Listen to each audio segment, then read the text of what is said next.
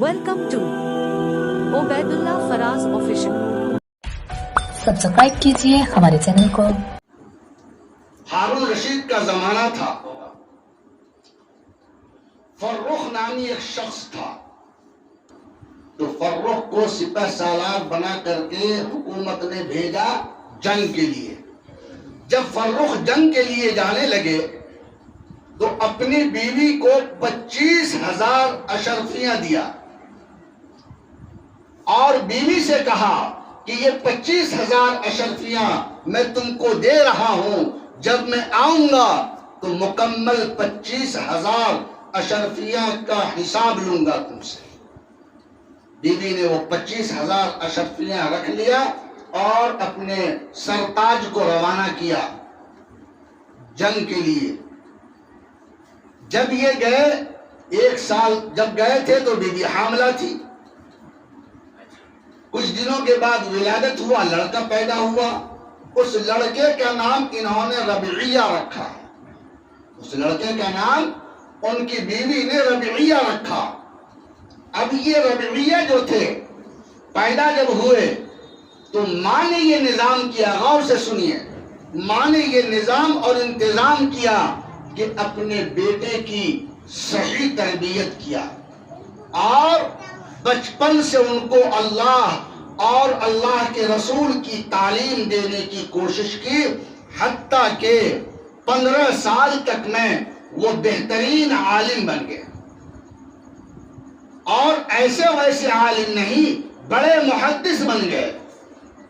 और फर्रुख 27 साल तक जंग में रहे और 27 साल के बाद जब वापिस आए अपने घर, तो चूंकि फातिहाना अंदाज था उनका, अपने दरवाजे पर आए और तलवार के नोक से उन्होंने दरवाजा को मारा। दरवाजा खट से उठा। रबीया वहां बैठे हुए थे, देखा कि ये अजनबी कौन आ गया है। दौड़े वहां से और पकड़ा कि आपका घर नहीं है ये, आप कहां से आए, कौन है आप? फर्रुख कहने लगे कि ये तो मेरा घर है। या अल्लाह, क्या हो गया है, मेरे ही घर से मुझको निकाला जा रहा है। बाप बेटे में तू मैं होने लगी। इतने में माँ ने आवाज सुन लिया कि 27 साल के बाद जो मेरा सरताज था वो वापिस आया है। अब बाहर आई उनकी बीवी और उनको पकड़ के अंदर ले गई। रबीया से कहा, बेटा ये तेरा ही बाप है फर्रुख।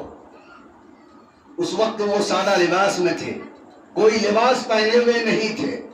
इतने में मस्जिद नबवी में आजान हो जाती है। ये अपना लिबास पहनते हैं, जुब्बा चढ़ाते हैं, अमामा बांधते हैं, बेहतरीन तरीके से जो एक इमाम का लिबास होता है, मुहद्दिस का लिबास होता है, वो लिबास ज़ेब-ए-तन करते हैं।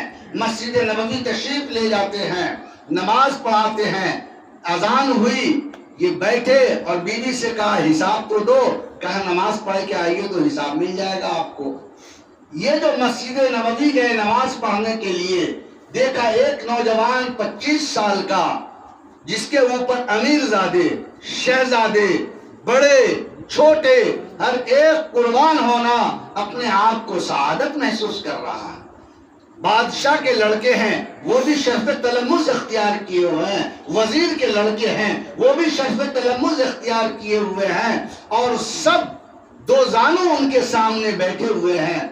बहुत हैरत में रहे ये कि मैं 27 साल तक जंग लड़ता रहा, कोई मेरे इस्तिकबाल के लिए मदीना से बाहर नहीं आया, लेकिन ये कौन एक ऐसा नौजवान है, 25 साल का नौजवान, जिसके ऊपर हर शहजादे, हर अमीरजादे, हर नौजवान, हर बच्चा कुर्बान होना अपने लिए सआदत महसूस कर रहा है। वहां से लौट के मस्जिद आए, मस्जिद से घर आए। बीवी से कहा कि गजब की बात है। कहा क्या हुआ हुजूर? कहा एक नौजवान मस्जिद में ऐसा कि जिसके ऊपर हर शख्स कुर्बान होना अपने लिए सआदत समझ रहा है।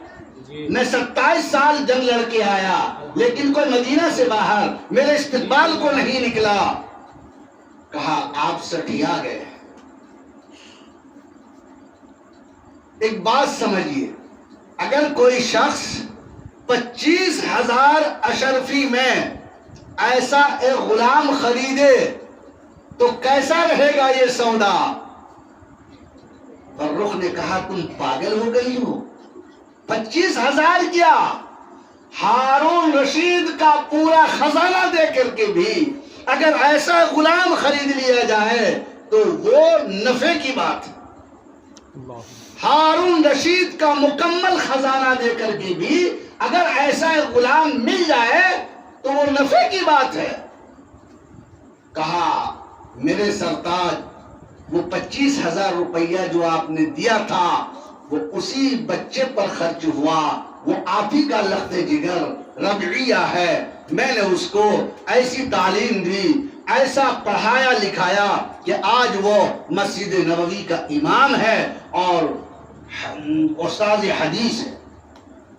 تو میرے کہنے کا غرض یہ ہے میرے محترم بزرگوں اور دوستوں اور ہماری پردہ نشین ماں اور بہنیں کہ اپنے اولاد کو صحیح تعلیم دیجیے۔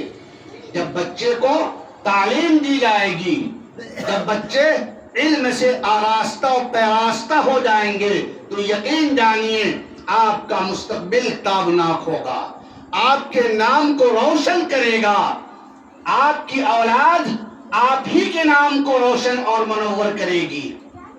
آپ اگر اپنے مستقبل کو تابناک بنانا چاہتے ہیں، عمدہ بنانا چاہتے ہیں، اس کے لیے شرط یہ ہے کہ آپ اپنے بچوں کو دینی تعلیم سے آراستہ اور پیراستہ کرائیں گے انشاءاللہ۔